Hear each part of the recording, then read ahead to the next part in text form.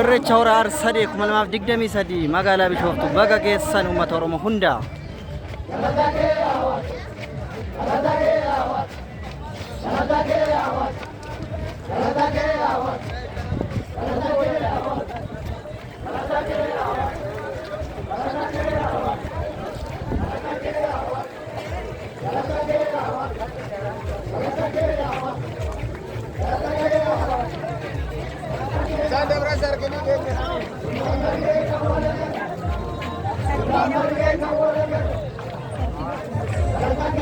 Irreecha hora arsadee 2023 baga geessan uummata Oromoo hundaan.